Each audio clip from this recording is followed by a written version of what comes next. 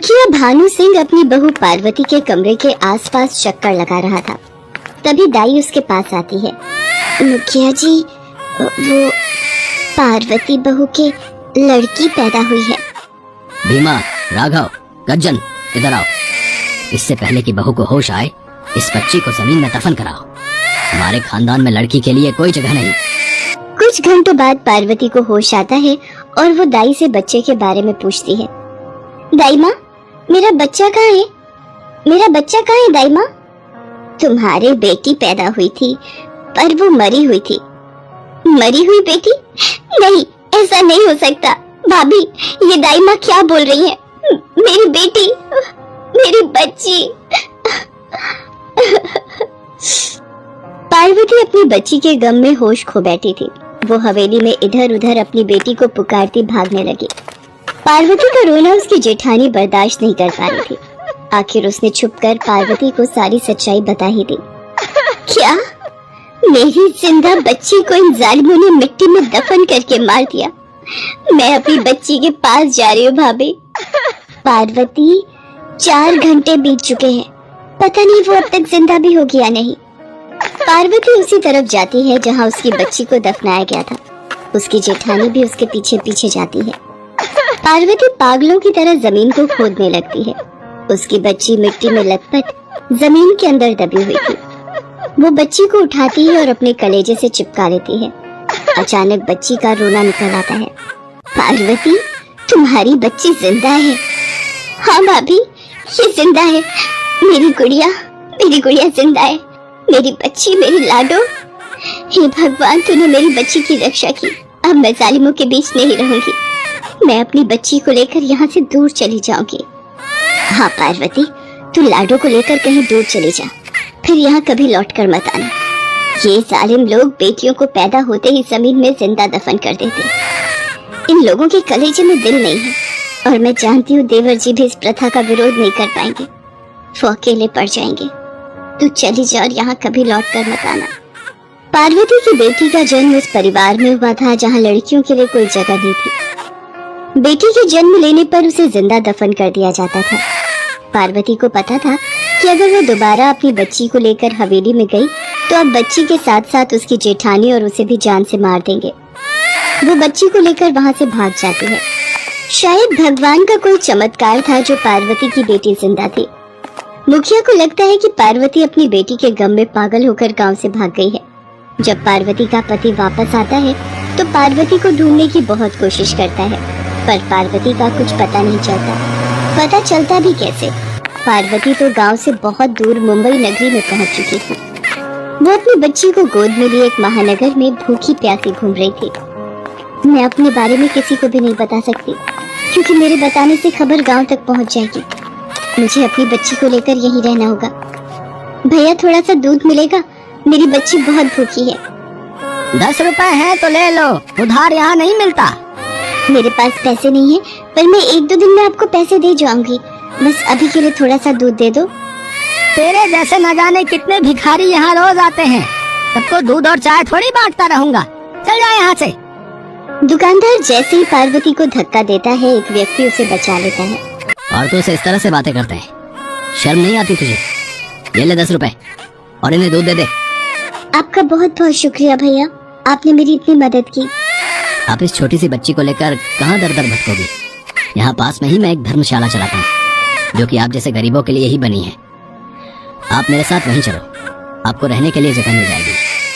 पार्वती जैसे ही उस व्यक्ति के साथ जाने लगती है, उसके सामने एक लंबी चौड़ी औरत आकर खड़ी हो जाती है।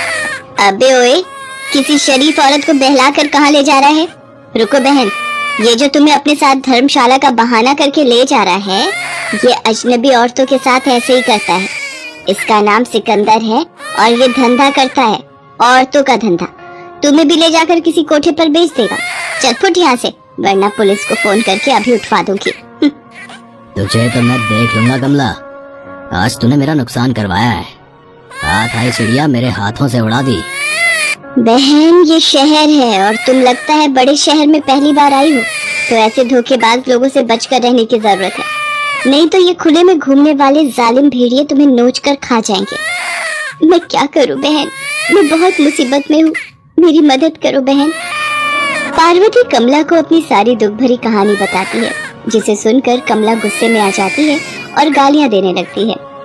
कमला पार्वती को अपने साथ अपने घर ले जाती है। वो एक छोटी सी खोली में रहती थी। देखो बहन, तुम्हें चिंता करने की बिल्कुल जरूरत नहीं है। मैं आसपास के घरों में काम करती हूँ और अपना गुजारा करती हूँ। अगर तुम चाहो तो मैं तुम्हें घरों में काम दिलवा सकती हूँ। बहन, मुझे तो अपनी बच्ची को पाल पोस कर बड़ा करना है। अब तो मेरा एक ही सपना है कि मेरी उर्मी, मेरी गुड़िया बड़ी होकर अपना नाम कमाए और अपने मुकाम पर खड़ी हो, और मैं इसी के लिए जीऊंगी। कमला पार्वती को घरों में काम दिलवा देती है। पार्वती अपनी बेटी के सहारे जीवन गुजारने लगती है।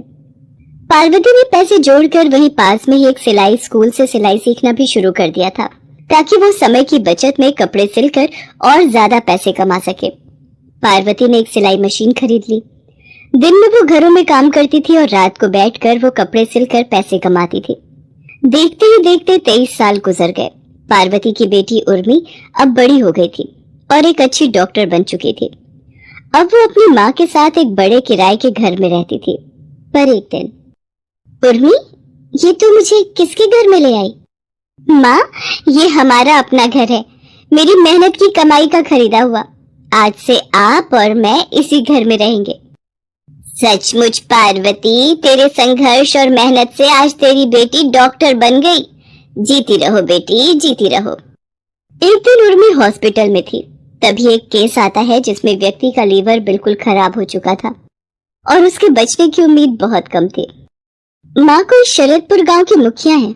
उनका बेटा महावीर, उसका लीवर काफी खराब हो गया है। आज ही उन्हें हॉस्पिटल में एडमिट करवाया गया है। मुझे रात में वहीं रुकना होगा। क्या? शरदपुर? उर्मी, मुझे जल्दी से हॉस्पिटल ले चल।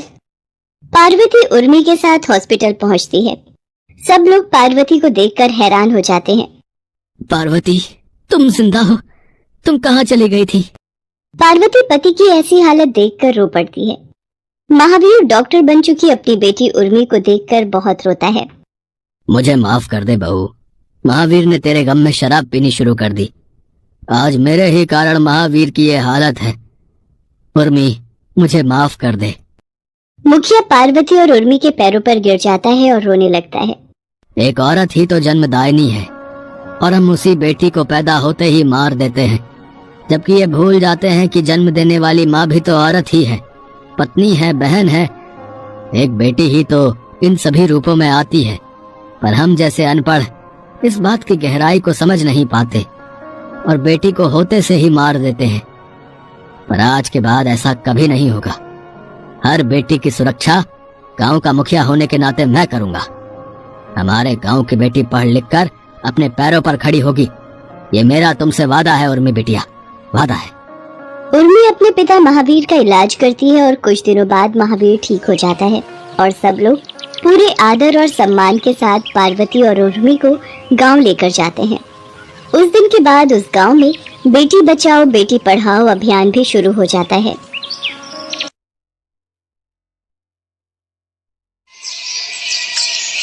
सरोज बहुत ही गरीब औरत थी। उसका पति रिक्शा चलाता था और वो घरों में सफाई बर्तन का काम करती थी। बेटे के लालच में सरोज की सास और पति पीछे पड़ जाते थे। इसी कारण सरोज आज 5 बेटियों की माँ थी।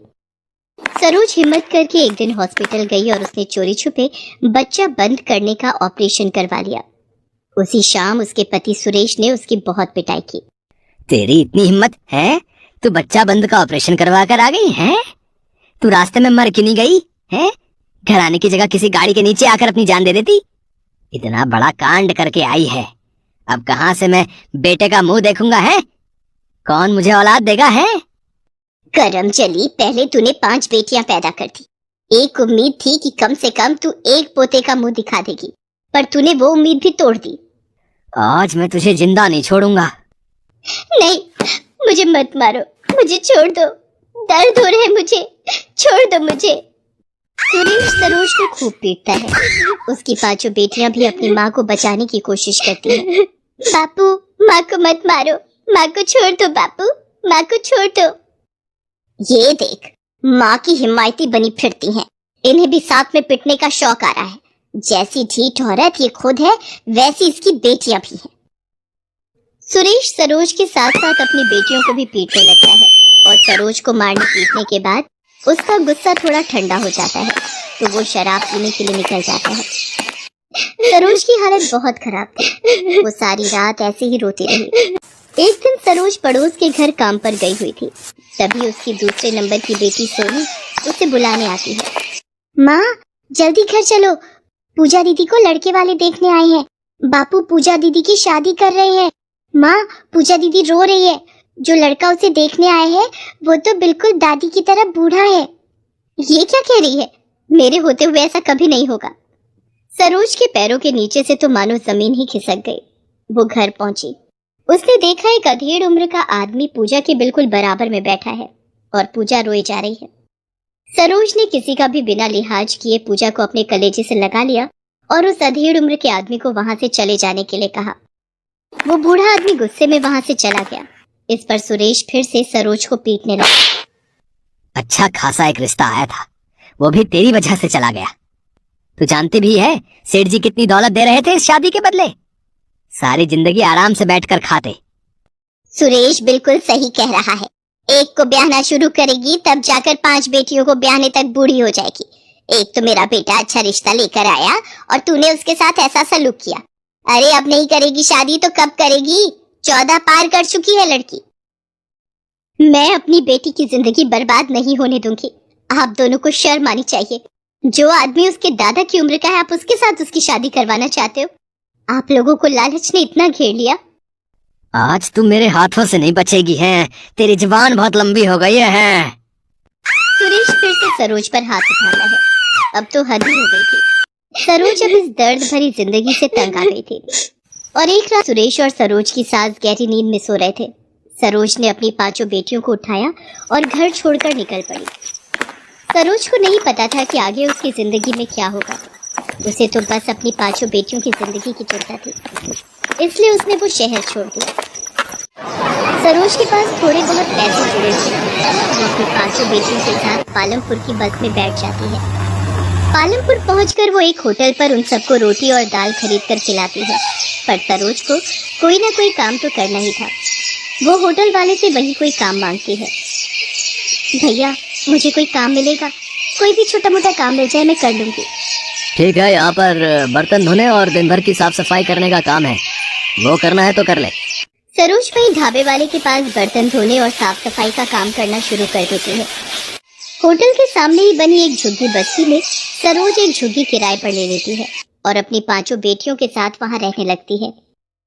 सरोज पूरा दिन होटल में बर्तन और साफ सफाई का काम करती थी और महीने के जो भी पैसे वो कमाती थी उससे वो अपना गुजारा करने लगी। सरोज को अपनी बेटियों की आगे की पढ़ाई की चिंता थी। पहले वो एक सरकारी स्कूल में पढ़ती थी, पर यहाँ पर उसे कोई भी नहीं जानता था, इसलिए उनकी पढ़ाई अधूरी रह गई थी। एक दिन सरोज अपनी बड़ी बेटी पूजा के साथ किसी काम से बाजार जा रही थी। अचानक उसने देखा एक गाड़ी वाला एक स्कूटी को टक्कर मारकर भाग गया। स्कूटी पर बैठी महिला जख्मी हो गई थी। सरोज भागकर अपनी बेटी पूजा के साथ महिला के पास पहुंची। पूजा, जरा हाथ लगवा। लगता है इनके सिर पर चोट आई है। गाड़ी वाला भी भाग गया। वो सामने ऑटो जा रहा है, उसे रोक, हम इन्हें अस्पताल ले चलते हैं। ऑटो वाले भैया रुकना जरा। माँ, चलो इन्हें उठाकर ऑटो में बिठाते हैं। भैया रुक गया है, वो कह रहे हैं हॉस्पिटल पास में ही है। सरोज पूजा के साथ उस महिला को हॉस्पिटल लेकर जाती है। ये तो मेरी सहेली रेखा है। आपको ये इस हालत में कहाँ मिली? इसका एक्सीडेंट कैसे हो गया? नर्स, जल्दी से इंजेक्शन और इमरजेंसी ट्रीटमेंट की तैयारी करो। उस महिला का नाम रेखा था, जो उस अस्पताल की एक डॉक्टर की सहेली थी। डॉक्टर को सारी बात पता चलती है। कुछ समय बाद उस महिला को होश आता है और वो अपनी सहेली डॉक्टर को सामने देखकर हैरान रह जाती है। प्रिया, थैंक यू सो मच। तुम्हारी वजह से आज मैं ठीक हूँ। रेखा, ये थैंक यू मुझे नहीं, इन मैम को दो। आज यही तुम्हें हॉस्पिटल लेकर आई हैं। रेखा जब सरोज को देखती है तो वो उसे धन्यवाद कहती है। ठीक होने के बाद रेखा सरोज और उसकी बेटियों को अपने घर बुलाती है। सरोज की दुख भरी कहानी सुनकर रेखा को बहुत दुख होता है। आज के समाज में भी आदमी औरत के साथ इस तरह का सलूक करते हैं, ये देखकर और सुनकर बहुत दुख पहुंचता है। सरोज, तुम्हें घबराने की कोई जरूरत नहीं है। तुमने जीवन में अपनी बेटियों के लिए जो भी फैसला लिया है वो बहुत सही है और इनकी पढ़ाई की बिल्कुल चिंता मत करो। मैं और मेरे हस्बैंड यहीं पालमपुर में एक स्कूल चलाते हैं। मैं तुम्हारी 5 बेटियों का एडमिशन वहां करवा दूंगी और हमें अपने स्कूल के लिए केयर टेकर की भी जरूरत है। तुम चाहो तो स्कूल में केयर टेकर का काम कर सकती हो, जिससे आराम से तुम्हारा परिवार चल सकता है। शुक्रिया मेम साहब, आपने मुझ गरीब और मेरी 5 बेटियों पर इतना बड़ा एहसान किया है, ये मैं जिंदगी भर नहीं भूलूंगी। आप जैसे फरिश्ते अगर इस दुनिया में हो तो इस दुनिया में भगवान पर विश्वास और बढ़ जाता है। सरोज की जिंदगी उस दिन से नई करवट ले लेती है और उसकी 5 बेटियां स्कूल जाने लगती हैं और सरोज भी उसी स्कूल में मेहनत करके अपनी बेटियों के साथ खुशी खुशी रहने लगती है। आज उसकी हिम्मत के कारण उसकी बेटियां सुरक्षित थीं और अपने जीवन में सफलता के रास्ते पर बढ़ चुकी